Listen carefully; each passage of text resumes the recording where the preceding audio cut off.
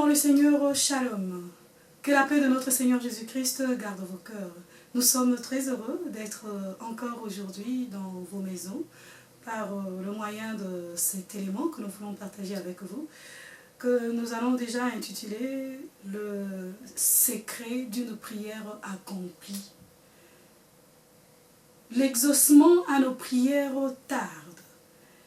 Nous nous sentons fatigués de prier et on est déçus. On s'est dit, pardon, ça ne vaut plus la peine de persévérer, puisque nous avons assez attendu. Il y a des personnes qui se moquent de nous et ils nous interrogent, où est notre Dieu? Nous commençons à prier par formalité. Nous nous rendons dans nos églises puisque les gens savent que nous sommes chrétiens et que si nous restons à la maison, il y aura soupçon sur nos vies que nous avons abandonné la foi. Nous commençons à prier puisque les autres nous regardent. Nous commençons à prier puisque on se dit que si on abandonne, comme on le dit en lingala chez nous, et qu'on paie sa bienté, et qu'on s'opangaye, comme on lui dit, excusez-nous, ça fait longtemps que nous avons été au pays, et on apprend certains termes par nos frères et sœurs qui viennent en visite dans le pays où nous nous retrouvons, et ça nous fait du bien de fois de parler la langue de chez nous. Nous sommes congolais, et le Seigneur là avait voulu ainsi et nous bénissons son Saint-Nom. Nous prions pour nos frères, nous prions pour le pays. Nous sommes loin, mais nos cœurs sont, on le disait, Ekosopangai. Tu ne te soucies plus de ce que Dieu pense et attend de toi, mais tu te soucies seulement de ce que les hommes diront de toi. Si jamais tu arrêtes de prier, et ta prière devient comme une récitation. Et ta prière devient comme des formules que tu récites à l'intérieur. Elles sont vides. Elles sont vides simplement puisqu'elles ne t'apportent plus le résultat attendu par toi. Pourquoi est-ce que nous prions et nous ne recevons pas la réponse à nos prières? Pourquoi est-ce que nous prions mais l'exaucement à ces prières tarde? Nous, ceci fait partie de tout un chacun d'entre nous. Nous nous posons des questions à ces sujets. Mais aujourd'hui, nous, au travers de cet élément, nous vous posons une question aujourd'hui. Comment pries-tu? Gardes-tu encore la foi? La Bible dit, la foi est une ferme assurance. Lorsque nous prions sans la foi, il est écrit dans Hébreux 11, 6. Or, sans la foi, il est impossible d'être agréable à Dieu. Car il faut que tous ceux qui s'approchent de lui croient que Dieu existe et qu'il est le rémunérateur de ceux qui le recherchent. Lorsque nos prières deviennent comme de formules, nous prions en nous disant, s'il plaît à Dieu, il accomplira. Bon, laisse-moi prier puisque tout le monde prie. Nous prions non plus avec cette foi qui nous rend déjà de le départ acceptable dans la présence du Seigneur. Mais nous prions en manquant cette foi en nous. Cela n'est pas une bonne chose. Qu'est-ce que la prière? La Bible nous dit que la prière est une action de parler à Dieu en vue de recevoir de lui une chose ou une réponse que nous attendons de la part de ces dieux. Si la prière est une action de parler à Dieu, donc nous reconnaissons qu'il existe deux actions. dans la prière. Lorsque nous nous mettons dans la présence du Seigneur pour lui parler, il y a l'action de s'adresser à ces dieux et l'action de recevoir de ces dieux l'exaucement ou la réponse à notre prière. Quelle que soit la forme de la prière que nous faisons, quelle que soit la forme de la prière que nous adressons à ces dieux, supplication, intercession, adoration, et toutes sortes de prières que vous connaissez, nous parlons à un Dieu que nous ne voyons pas, car il est écrit dans Jean 4, 24, la Bible nous dit, Dieu est esprit. Il faut que ceux qui l'adorent, l'adorent en esprit et en vérité. Alléluia. Ceux qui l'adorent, l'adorent en esprit et en vérité. Cette vérité s'applique autant sur notre esprit, âme et corps. Donc, dans notre esprit, nous croyons qu'il existe et qu'il est un Dieu à qui nous adressons notre prière. Et dans notre âme et dans notre corps, nous nous mettons dans une position d'une personne qui croit qu'il est devant ses dieux, qui existe, qui demande à ce que celui qui s'approche de lui garde telle ou telle autre position. Cette vérité doit se vivre dans notre esprit, dans notre âme et dans notre corps. Donc, dans notre vie de tous les jours, nous devons vivre cette vérité. Comment devons-nous prier? Matthieu 6, 7, nous lisons. En priant, ne multipliez pas de vaines paroles, comme le païen qui s'imagine qu'à force de paroles, ils seront exaucés. La prière est un mode de vie. Nous sommes appelés à vivre ce que nous confessons, afin que ce soit réellement du vécu, que ce soit réellement une vérité en nous. Les disciples se sont approchés de Christ pour lui demander, Seigneur, apprends-nous à prier, comme Paul a appris, et comme Baptiste a appris à ses disciples à prier. Et Jésus-Christ leur a dit, nous lisons dans Luc 11, 1 et 4. Jésus priait un jour en un certain lieu. Lorsqu'il lui eut achevé, un de ses disciples lui dit, Seigneur, enseigne-nous à prier comme Jean l'a enseigné à ses disciples. 2. Il leur dit, quand vous priez, dites, Père, que ton nom soit sanctifié, que ton règne vienne, que ton nom soit sanctifié, que ton règne vienne, donne-nous chaque jour notre pain quotidien, pardonne-nous nos péchés, car nous aussi nous pardonnons à ceux qui nous ont offensés.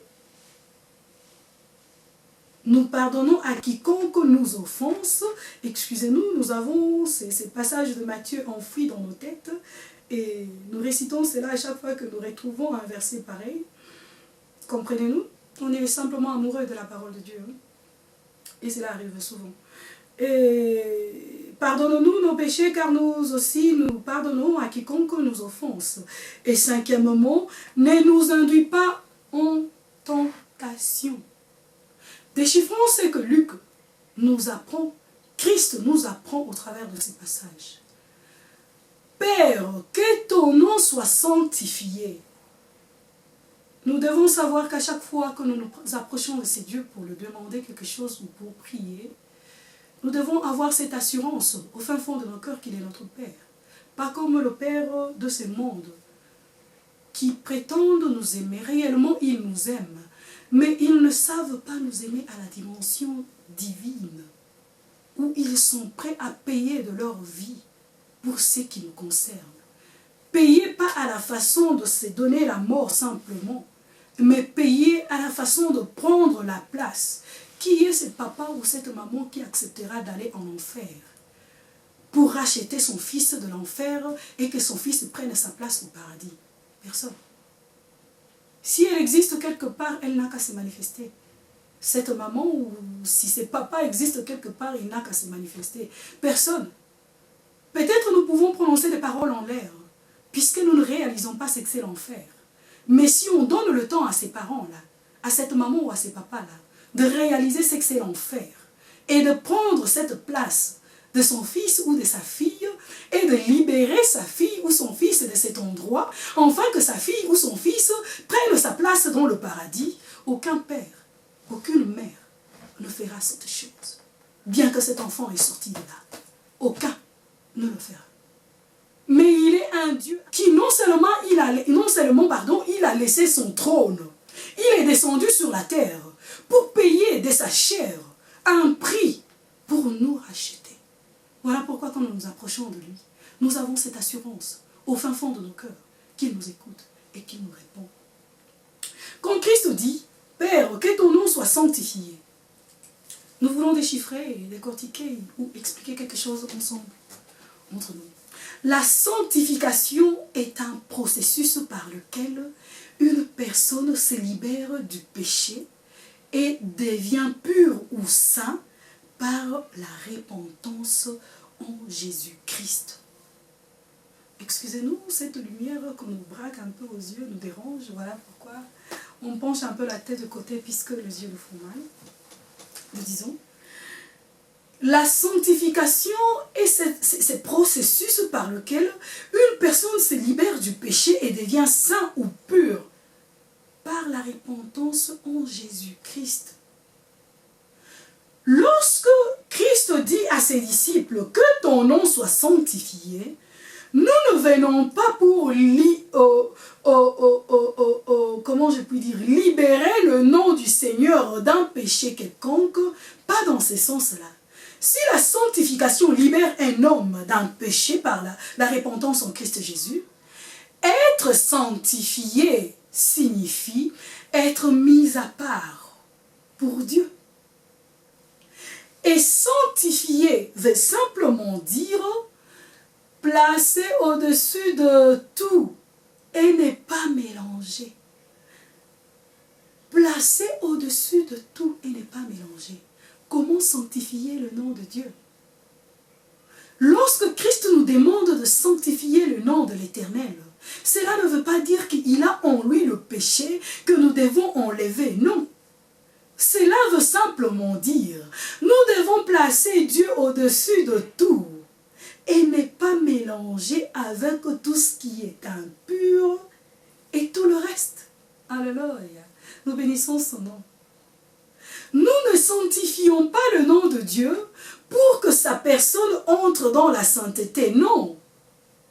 Mais nous sanctifions le nom de Dieu pour que nous soyons attirés où ce Dieu se trouve. Puisque nous avons dit, nous le plaçons au-dessus de tout et nous ne le mélangeons pas.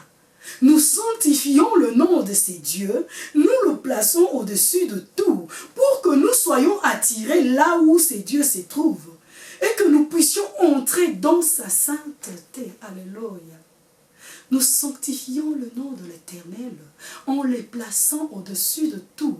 On ne le mélange à rien d'autre. Il ne se mélange pas au péché et moins encore à tout le reste, à ton problème, à ta maladie, à ta stérilité, à ton chômage, à ta situation qui perdure. Il ne se mélange pas à toutes ces choses, à tout ce qui est impur et à tout le reste. Puisqu'il est celui qui nous aime sans condition. Il nous pardonne de nos péchés. Il suffit simplement que nous puissions le reconnaître et prendre la décision de nous repentir et de renoncer à cela et de revenir à lui. La Bible nous dit, il nous aime sans condition. On ne le mélange pas au péché. Lorsque nous nous approchons de ces dieux, nous devons nous purifier, nous sanctifier. Il a dit dans sa parole, je suis saint. Il faut que toute personne qui s'approche de moi puisse se sanctifier. Il est un Dieu qui nous aime sans condition. Il nous aime sans condition. Si nous nous repentons, nous nous approchons de lui, nous reconnaissons notre faute, il nous pardonnera. Et comme on le disait encore, il ne se mélange pas à tout le reste. Car il est celui qui appelle à l'existence de choses qui n'existent pas. Et au son de sa voix, seulement cette voix qui crie sur la personne que l'on est, La Bible nous dit que ces choses viennent à l'existence et prennent vie en nous. Dieu sait et connaît notre état à chaque fois que nous nous préparons à nous approcher dans sa présence. Il connaît notre état, il connaît notre position. Il connaît la situation qui crie douleur en nous. Mais cependant, il nous demande simplement de sanctifier son nom. À chaque fois que nous voulons nous approcher de lui, nous devons sanctifier son nom. Il nous demande cela car il connaît le secret qui réside dans cela. Reconnaître que Dieu est au-dessus de ta situation, de ton problème, de ton état, de ta maladie, est une forme d'affirmation. C'est tout un témoignage que nous proclamons ouvertement vis-à-vis de ces dieux. Lorsque nous nous approchons dans sa présence, étant malade, je ne viens pas faire une prière de sorte. Seigneur, lorsque nous nous approchons dans sa présence, étant malade, ayant un problème qui perdure, ayant une situation qui ne change pas, nous nous approchons dans sa présence, non avec cette situation, mais nous nous approchons dans sa présence. Premièrement, en cherchant à sanctifier son nom. Si nous voulons sanctifier son nom, nous devons le placer au-dessus de tout ce qui nous encombre, tout ce qui nous entoure, tout ce qui nous accable. Nous mettons son nom au-dessus de ces situations. Nous mettons ces situations à côté. Nous reconnaissons au fin fond de nous qu'il est incomparable. Il ne se mesure pas à tout ce qui nous arrive. Reconnaître que Dieu est au-dessus de ces choses, c'est une forme d'affirmation, c'est une forme de témoignage que nous sommes en train de proclamer ouvertement, intérieurement, vis-à-vis de notre propre esprit, de notre âme, de notre corps et de tout ce qui nous entoure, qui connaissent cette situation que nous avons. C'est une forme de témoignage. Et nous trouvons dans Hébreux 2, 4, la Bible dit: Dieu appuie le témoignage de tous ceux qui proclament son nom. Il appuie le témoignage de tous ceux qui élèvent son nom, de tous ceux qui proclament son nom. Il appuie ces témoignages par quoi? La Bible nous dit par des signes, par des prodiges et divers miracles. Alléluia.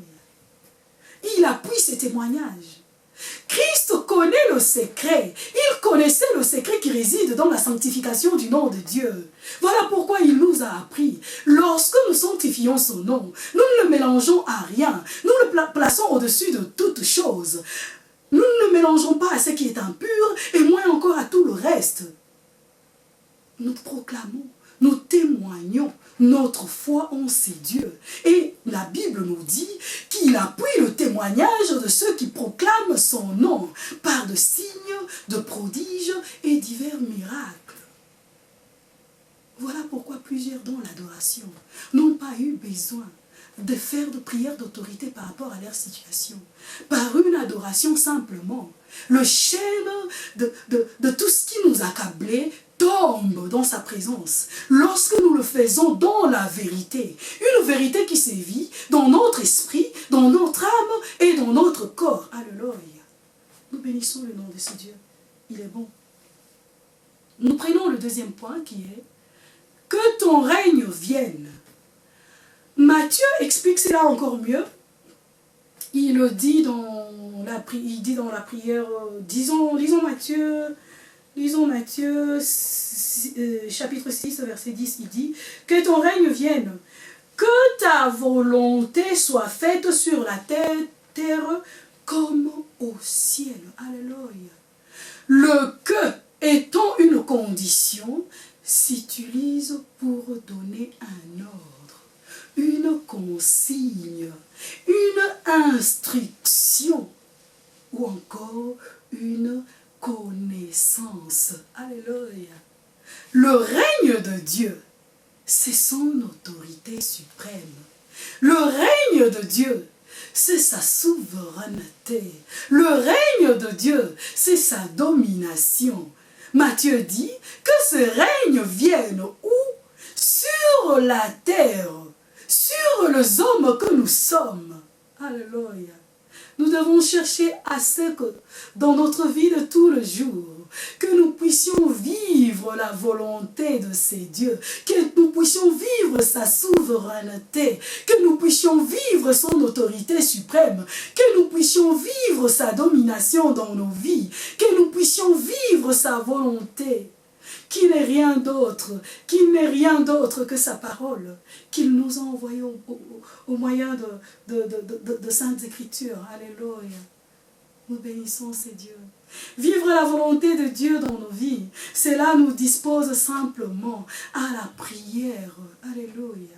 Vivre la volonté de Dieu dans nos vies nous met dans le champ visuel et audible vis-à-vis de ces grands dieux. Alléluia. Nous bénissons son nom. Lorsque nous vivons sa volonté, il nous voit, puisque nous demeurons dans son champ visuel. Il nous voit et il nous entend. Alléluia. Nous vivons sa volonté dans tout ce qui touche notre vie, dans tout ce qui nous concerne. Nous devons chercher à ce que sa volonté soit notre partage, dans tout ce qui nous touche, dans tout ce qui nous concerne, sauf rien. Dans nos familles, dans nos sociétés, dans notre environnement, dans nos voisinages, dans nos mariages, dans notre tenue vestimentaire, dans notre façon de nous comporter, dans notre tenue, dans notre façon de nous présenter devant les autres, notre habillement, notre façon de nous tenir, notre langage, notre réflexion, nos pensées, nos désirs. Nous devons chercher à vivre cette volonté, comme on le disait au début, dans toute la vérité qui sévit en esprit, en âme et dans le corps. Alléluia. Nous bénissons ces noms. Lorsque nous sommes à table, nous vivons sa volonté. Et lorsque nous allons aussi faire le petit ou les grands besoins, nous vivons sa volonté. Mais vous vous dites certainement, mais pourquoi elle parle de ces choses? Nous voulons juste aller et vous montrer jusqu'à quel point l'homme est censé vivre la volonté de Dieu. Jusqu'où s'étend cette volonté. Elle n'a pas de limite. Elle sévit en nous, dans tout ce que nous sommes. Il n'y a rien de ce qui nous appartient et qui ne concerne pas Dieu. Tout ce qui est en nous et à nous concerne ces grands dieux. Et nous devons vivre sa volonté en toute vérité de ce que nous sommes, spirituellement, en âme et dans notre corps. Alléluia. Lorsque nous allons faire le petit et le grand besoin, comme on le disait, nous devons savoir prendre soin de ce que nous sommes. Puisque vivre dans la négligence, ce n'est pas prendre soin de ce que le Seigneur nous a fait comme don de la vie. Quand c'est la cause de maladie et quelques complications dans notre corps, nous ne vivons pas entièrement sa volonté. N'allez pas confondre avec beaucoup de choses qui nous passent en tête actuellement. Nous savons que nous avons plusieurs points, plusieurs questions qui nous passent, mais on ne saura pas aborder toutes ces choses ici, présentement. Nous allons mollo pour essayer d'expliquer ce que nous avons reçu de la part du Seigneur pour votre bénédiction et la nôtre. Lorsque nous sommes dans le coin secret, dans nos coins secrets, dans nos petites chambres, nous devons aussi vivre la volonté de Dieu, comme on le disait, dans tout ce que nous sommes. Dans tout. Nous vivons sa volonté, même dans le lieu secret, comme on le disait tout à l'heure. Et cela exige que nous puissions prendre soin de nous en toutes choses, d'une manière responsable en toutes choses. Dans sa parole, il nous dit quelque chose. Nous allons lire cela dans Ésaïe, disons Ésaïe 59, 1 à 10. La Bible dit que la main de l'Éternel n'est pas trop courte pour nous sauver, ni son oreille trop dure pour nous entendre, mais ce sont nos crimes qui mettent une séparation entre nous et Dieu. Ce sont nos péchés qui nous cachent sa face et l'empêchent de nous écouter. Nous devons nous soumettre à la volonté de Dieu et non à la nôtre. Nous allons lire le livre de Psaume 103, verset 20, la Bible dit « Bénissez l'Éternel, vous ses anges, qui êtes puissants en force et qui exécutez ses ordres en obéissant à la voix de sa parole. » Alléluia. La Bible nous dit que les anges sont puissants en force, simplement puisqu'ils vivent la volonté de Dieu parfaitement. Parfaitement. Ils vivent dans l'obéissance à la parole de Dieu, aux ordres de ces grands dieux, et ils ne se détournent ni à gauche, ni à droite. Alléluia. Ils restent dans la volonté de Dieu, Dieu lui seul. Alléluia. Si nos prières sont faibles, si nous-mêmes nous sommes faibles, c'est simplement puisque nous ne vivons pas la volonté de Dieu dans nos vies. Si nos prières tardent à s'accomplir, c'est puisque nous ne demeurons pas dans une position qui nous rend déjà de le départ fort. Cette position, c'est vivre sa volonté. Cette position n'est rien d'autre que vivre la volonté de ses dieux. Et sa volonté n'est nulle part ailleurs que dans sa parole. Alléluia. Vivre sa parole, chrétien que nous sommes, vivre sa parole, maman, jeune, enfant que nous sommes, vivre sa parole, papa, chrétien, frère que vous êtes, vivre sa parole, nous met dans une position de force. Alléluia. Et cela contamine même toutes nos prières. Lorsque nous nous mettons dans sa présence, lorsque nous nous agenouillons pour lui dire quelque chose, pour adresser une prière à ces grands dieux, la Bible nous dit, le livre de Daniel nous confirme que Daniel, dès le premier jour quand tu es entré en prière, tu as adressé une prière et une parole est sortie du Père, puisque sa prière était simplement forte. Alléluia. La prière de Daniel n'était pas faible, puisque Daniel en lui vivait cette volonté de Dieu dans tout ce qu'il était. Il ne se ressemble pas aux jeunes de sa génération. Il ne cherchait pas à ressembler, pardonnez-nous, aux jeunes de sa génération. Il cherchait plutôt à vivre la volonté de ce Dieu dans tout ce qui touchait à sa vie. Mais comme le diable ne voulait pas que Daniel puisse recevoir une réponse de la part de ses dieux, la Bible nous dit que le diable s'est débattu et que la réponse à la prière de Daniel a été retenue par lui, pour que Daniel ne puisse pas recevoir cette prière et cette réponse de la part du Seigneur. Mais puisque Daniel vivait dans la volonté de Dieu, le Seigneur s'en est chargé. Puisque Daniel demeurait dans la volonté du Seigneur, cela est devenu un problème de Dieu. Pour que la réponse puisse parvenir à la personne de Daniel, la Bible nous dit, cela est devenu le problème de Dieu. Alléluia. Ce n'était plus un problème de Daniel. C'était à présent une affaire perso du Seigneur lui-même. Alléluia. Daniel est resté simplement dans son poste. Il est resté visible et audible au pied du trône de l'Éternel, où il a prié pendant 21 jours, en train d'attendre sa réponse. Mais la Bible nous confirme que dès le premier jour, quand il avait commencé et adressé sa prière à Dieu, une réponse était sortie du trône de l'Éternel pour la personne de Daniel. Lorsque nous vivons la volonté de Dieu dans toutes les positions dans lesquelles nous nous retrouvons, nous allons réellement vivre les réponses à nos prières. Mariés, célibataires, enfants, serviteurs, subalternes, parents, chefs. Si nous vivons la volonté de Dieu dans toute l'opposition dans laquelle nous nous retrouvons, nous vivrons certainement l'accomplissement à nos prières. À chaque fois que nous nous présenterons devant ces grands dieux, la Bible dit dans Jean 15,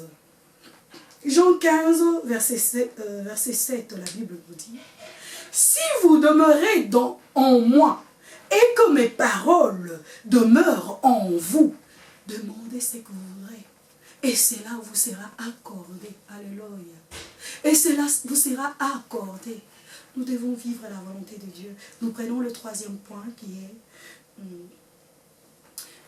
« Donne-nous notre pain quotidien. » Alléluia.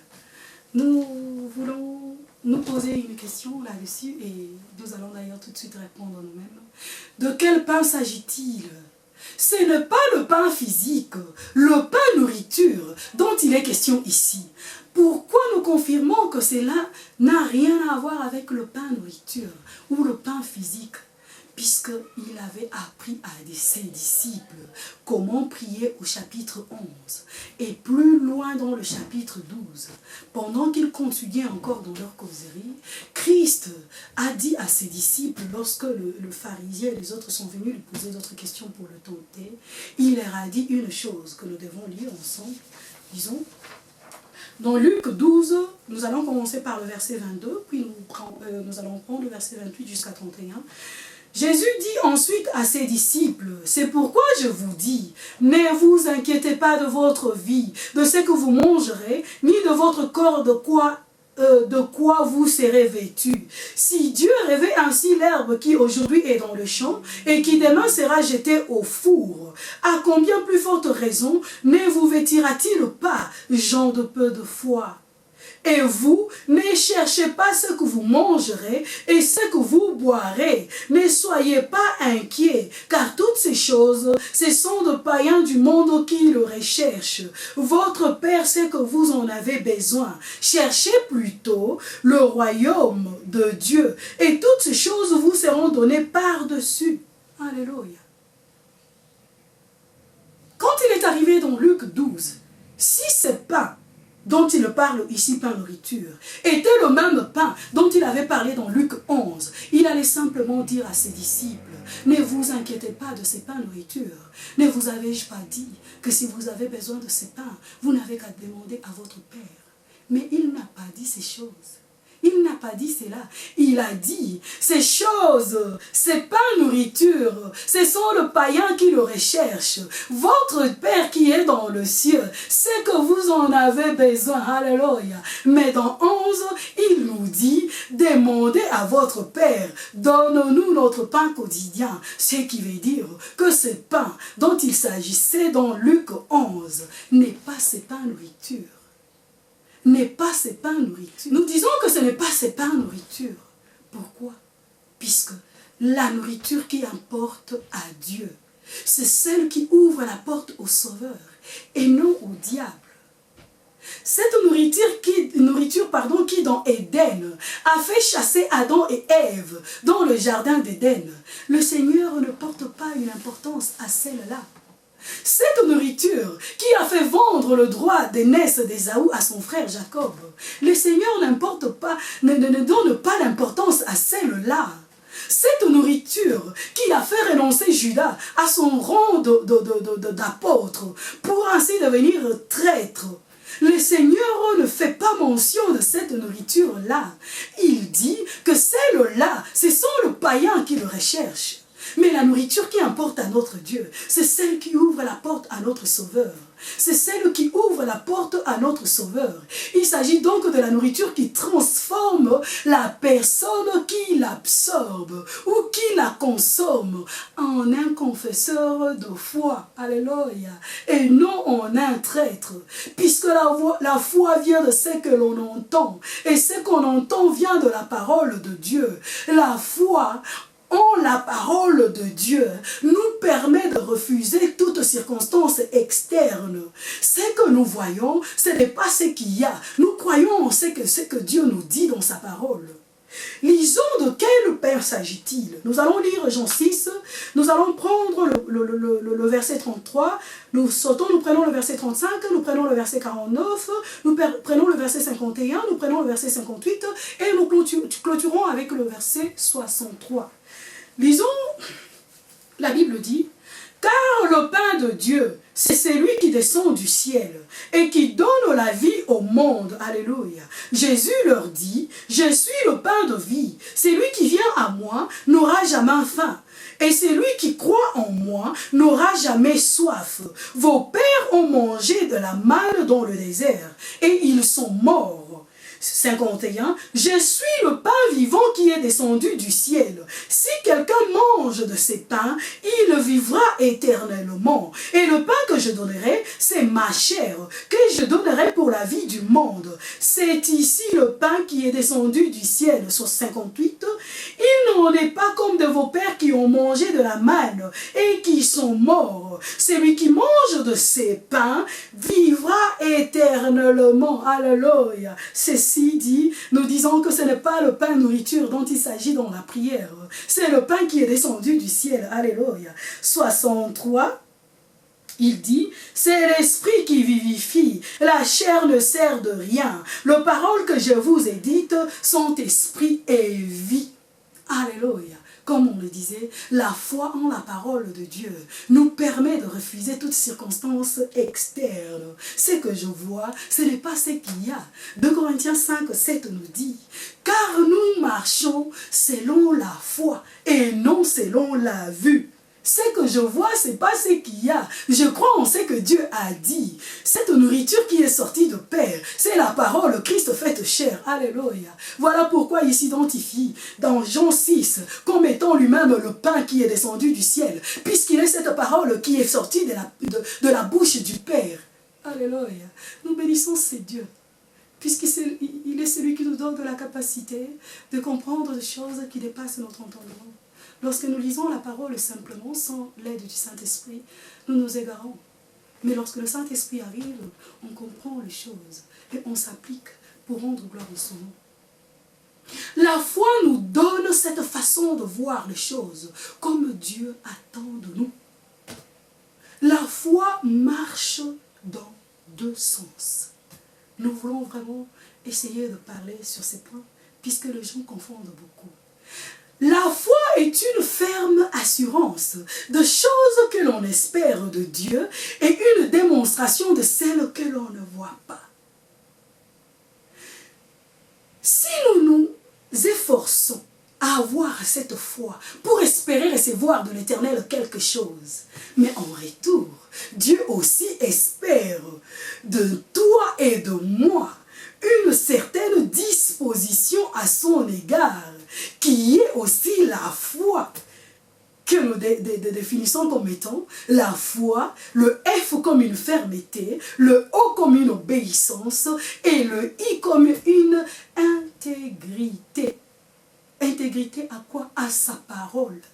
L'Éternel attend de nous l'amour, l'obéissance et l'attachement à sa parole. La foi ne marche pas que dans un seul sens. Si nous croyons qu'il est Dieu et qu'il existe, qu'il est le rémunérateur de tous ceux qui le cherchent, nous prendrons une position par rapport à lui.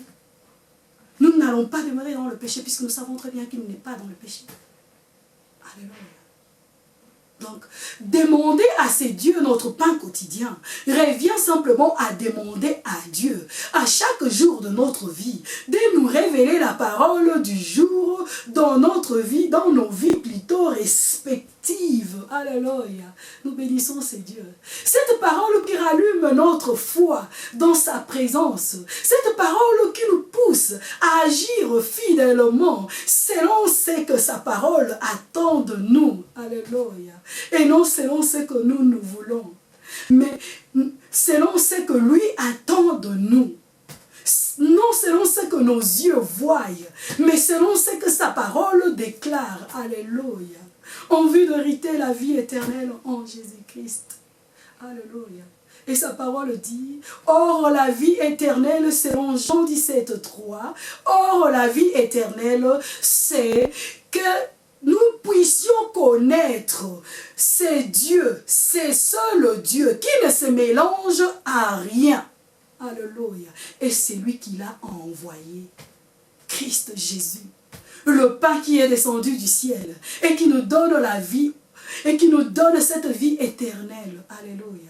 Sans cela, sans ce pain, sans cette révélation de la parole, dans nos problèmes, dans nos vies, dans des circonstances dans lesquelles nous nous retrouvons chaque jour de nos vies, nous risquons de nous retrouver à l'extérieur de l'Éden sans que les anges nous aient même chassés par nous-mêmes, puisque nous avons manqué de foi.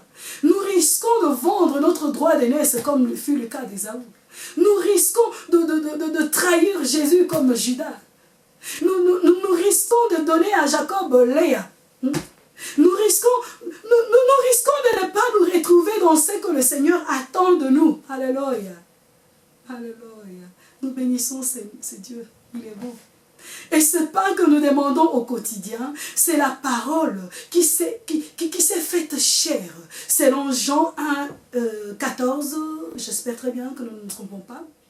Et cette parole que nous sommes appelés à demander, c'est là de manière constante dans notre vie de tout le jour, pour ainsi agir fidèlement selon la volonté de Dieu. Alléluia. Enfin que nous puissions rester debout. En toutes que nos prières soient fortes et perçues. Enfin que nous restions debout en toutes circonstances. Et que nos prières soient fortes et perçantes. Et que les réponses à ces prières soient réellement accordées. Et nous soient réellement données. Alléluia. Et le quatrième point est, pardonne-nous nos péchés car nous aussi nous pardonnons ceux qui nous ont offensés. Le pardon ne se dit pas. Le pardon ne se dit pas seulement, mais le pardon c'est vie. Après avoir donné ces modèles de prière, lorsque vous lisez que ce soit dans Matthieu, dans Luc, dans Marc, la Bible nous dit que Christ n'a fait un commentaire que sur ces points, le pardon, puisqu'il a voulu insister sur une chose. On ne se moque pas de Dieu. Ce qu'un homme aura sémé, il le moissonnera. Lisons Matthieu 6, 14 à 15, la Bible dit « Si vous pardonnez aux hommes leurs offenses, votre Père Céleste vous pardonnera aussi. Mais si vous ne pardonnez pas aux hommes, votre Père ne vous pardonnera non plus vos offenses. » Marc 11, 25 à 26 dit « Et lorsque vous êtes debout faisant votre prière, si vous avez quelque chose contre quelqu'un, pardonnez. Enfin que le Père qui est dans le cieux vous pardonne aussi vos offenses. Mais si vous ne pardonnez pas, votre Père qui est dans le cieux ne pardonnera pas non plus vos offenses. » Alléluia. Alléluia. À moins que nous puissions nous repentir. À moins que nous puissions nous repentir. On ne se moque pas de Dieu. Quelqu'un a dit, demander à Dieu ce que nous-mêmes nous ne savons pas donner aux autres, c'est se moquer de Dieu. Qui sommes-nous pour nous moquer de Dieu? Qui sommes-nous pour nous moquer de Dieu? Nous devons savoir pardonner. Lorsque nous ne pardonnons pas, lorsque nous ne savons pas accorder notre pardon aux autres, notre communion avec le Père est bloquée. Le Saint-Esprit est attristé en nous. Nous perdons notre temps à vouloir chercher à prier puisque ce Dieu-là ne nous entend pas, puisque nous faisons de lui notre ennemi. Puisque nous nous mettons dans une position qui n'est pas dans sa volonté. Il attend de nous que nous puissions donner le pardon. Lorsque nous ne pardonnons pas, tout ce que nous faisons comme prière, nos prières sont vides. Nos prières deviennent de prières vides. Ça ne perce pas le ciel. Ce sont des prières sans force. Nous devons nous efforcer à savoir pardonner. Continuer à chercher à tout moment, chercher à savoir pardonner, faire des efforts. Quand nous pardonnons, les gens disent pardonner, c'est oublier ce que quelqu'un t'a fait. Mais nous savons tous que cela n'est pas donné à l'homme de oublier. Oublier, cela n'est pas donné à l'homme, cette capacité. L'homme n'oublie pas. Mais l'homme fournit des efforts à vivre comme si cette chose n'avait pas eu lieu. C'est ce que nous devons faire. Aimer ceux qui nous persécutent. Prier pour eux. Ne pas être content lorsqu'un malheur s'abat sur eux. Savoir partager leur peine. Ça, ce sont des efforts que nous appliquons pour essayer d'accorder notre pardon. Alléluia. On ne peut pas demander à Dieu quelque chose que nous-mêmes nous ne savons pas. Nous devons savoir pardonner pour que nos prières soient fortes, pour que lorsque nous nous mettons à genoux pour prier, que nos prières puissent percer le ciel et revenir avec une réponse pour nous. Et le dernier point, c'est « Et ne nous induis pas en tentation, ne nous soumets pas en tentation, comme Matthieu le dit, mais délivre-nous du mal. » Les épreuves ne viennent pas dans la vie de chrétiens que nous sommes pour nous dégrader ou nous faire abandonner la foi en Dieu. Non. Les épreuves viennent dans la vie de chrétiens que nous sommes pour nous permettre de faire revivre notre foi dans la présence de ces dieux. Les épreuves nous permettent de mettre à l'épreuve ce que nous avons en nous pour ces grands dieux. Alléluia. Et cela nous fait monter d'un niveau. Alléluia. Cela nous fait monter d'un niveau dans la foi. Et non le contraire. Ce qu'on ne pouvait pas supporter avant, quand on est éprouvé, on parvient à le supporter. Puisque nous sommes parvenus à surmonter ces choses. Et nous sommes montés d'un niveau dans la foi. Et on peut maintenant résister facilement à ces choses, puisqu'on a été éprouvé. Et le Seigneur nous a rendus victorieux vis-à-vis de ces choses. Alléluia. Quand on manque d'habits, on dort affamé, on est déconsidéré, on est insulté. Chacun vit plutôt, qu'est-ce que nous disons? Chacun vit des épreuves à son niveau. Ce qui peut être épreuve pour une personne, cela ne peut pas forcément être épreuve pour une autre. Simplement puisque l'autre ne vit pas ou ne vit plus à ces niveaux-là. Ce qui peut déranger ma vie aujourd'hui, lorsque je manque de vêtements, ne peut pas être preuve pour une autre personne qui manque de vêtements. Qu'on puisse m'insulter, qu'on puisse me déconsidérer, ou que je puisse dormir affamé, cela ne pèse plus sur moi. Car j'ai déjà vaincu ces choses. Ça, c'est juste un exemple que je donne. Ça peut être ton exemple, ça peut être l'exemple du frère ou de la sœur qui est à côté de toi. C'est simplement puisqu'il a déjà vaincu ces choses dans son passé. Et cela n'est plus du tout pour moi ou pour toi un challenge, un problème ou une... Je peux vivre ces choses tout en demeurant contente. Je peux vivre ces choses tout en demeurant heureuse. Et cela ne me pousse vraiment pas à quitter la présence de ces dieux. Et cela ne me pousse vraiment pas à vivre dans de plaintes ou dans de doutes pour me demander est-ce que réellement ce Dieu-là est avec moi, il marche avec moi? Non. Mais ces choses qui peuvent être épreuves pour moi ou pour quelqu'un d'autre ne peuvent pas réellement être des épreuves pour moi. Donc, chacun vit plutôt des épreuves à sa manière et selon le niveau de la foi qu'il vit avec son Dieu. Les épreuves ne viennent pas dans nos vies pour que nous puissions abandonner la foi en Dieu. Non, les épreuves viennent pour que nous devenions de sacrifices vivants à la gloire de ces dieux, comme Christ Jésus lui-même, notre modèle par excellence. Alléluia. Nous lisons Matthieu 26, 38 à 41. Nous allons simplement lire le verset 41 à la maison. Lisez à partir du verset 28. La Bible nous dit « Veillez et priez afin que vous ne tombiez pas dans la tentation. » Pardonnez-nous. L'esprit est bien disposé, mais la chair est faible. Lorsque les épreuves arrivent dans nos vies, la Bible nous demande, comme Christ l'a fait avec ses disciples, nous devons veiller et prier, et cela d'une manière constante.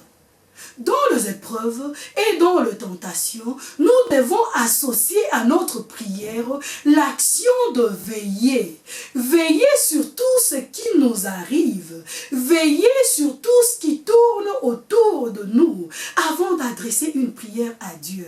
Veiller et prier. Telle est la devise de tout enfant de Dieu devant les épreuves. Alléluia. Nous devons veiller et prier.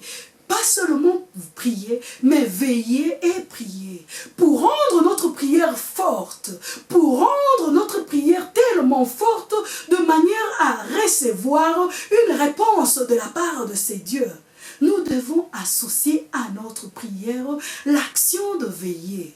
Veiller signifie simplement se priver volontairement d'un sommeil, que ce soit sur le plan physique, spirituel, social, matériel. Veiller, surveiller tout ce qui nous arrive.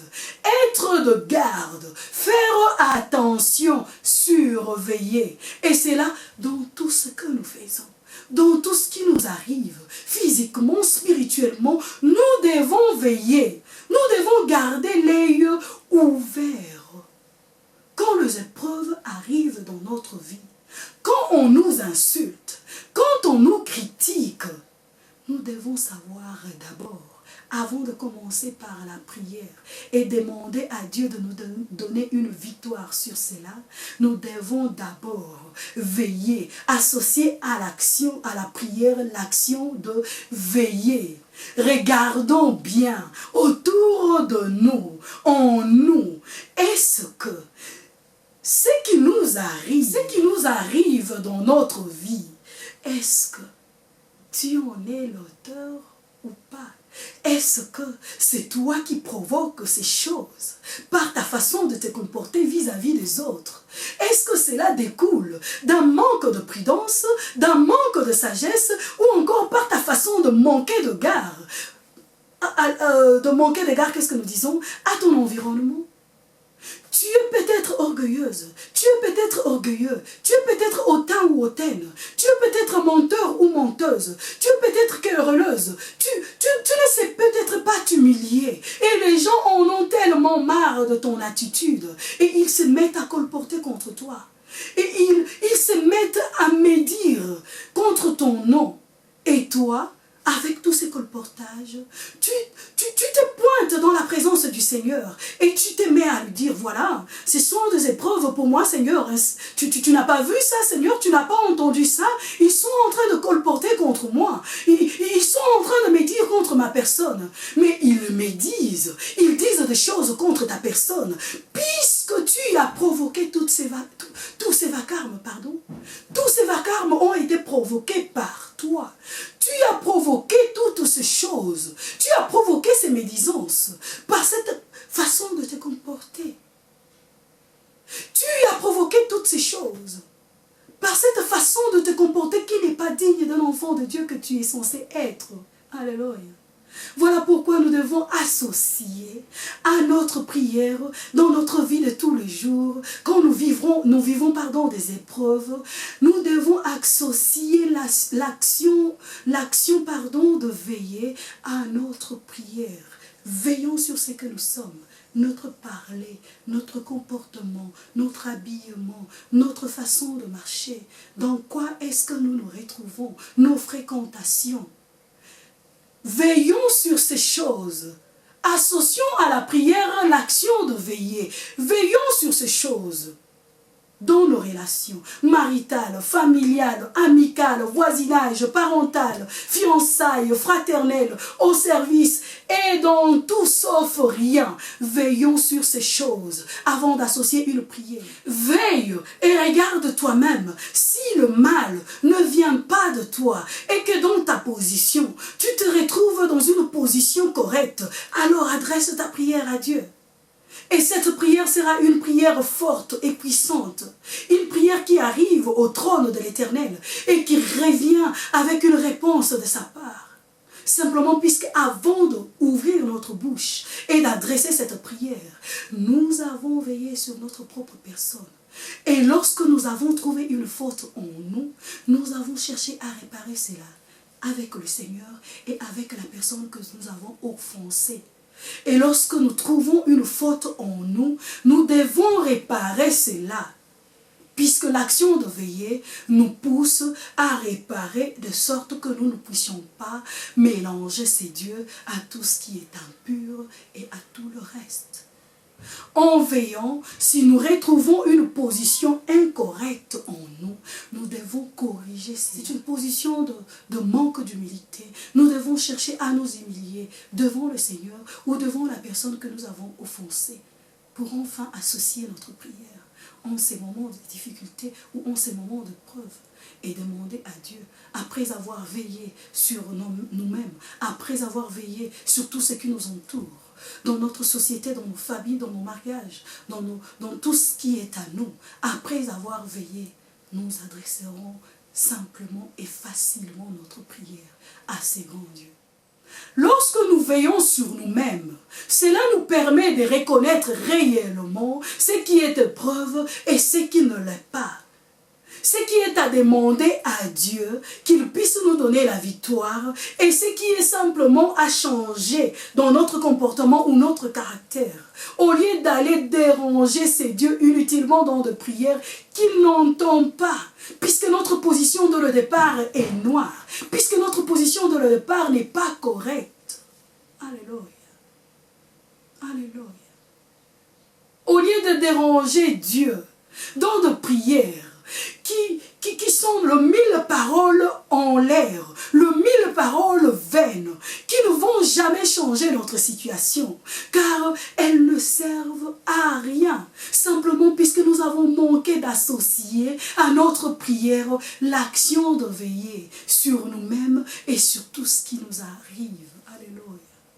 Voilà un peu les 5 éléments que nous avons eu à partager avec tout un chacun d'entre nous, toute personne qui nous a suivis avec une marque d'attention particulière. Nous disons une marque d'attention particulière, pourquoi? Puisque lorsque nous recevons une parole de la part du Seigneur, l'ennemi s'assure de venir après cela voler et nous empêcher de bénéficier de cette bénédiction que nous avons reçue de la part du Seigneur. Voilà pourquoi nous disons, nous bénissons toute personne qui a suivi avec une marque d'attention particulière et qui prend une décision de s'appliquer et de mettre cette parole en application. Les 5 éléments qui composent le secret d'une prière accomplie ou soit d'une prière exaucée. Que le Seigneur bénisse sa parole.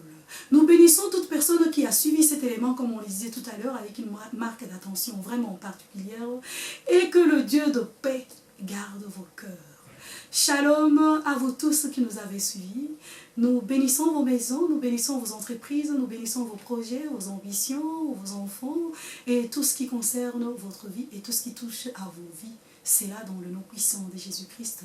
Nous espérons encore vous revoir dans un prochain numéro, excusez-nous, que nous allons mettre à votre disposition, si cela plaît à Dieu, très prochainement. Soyez bénis.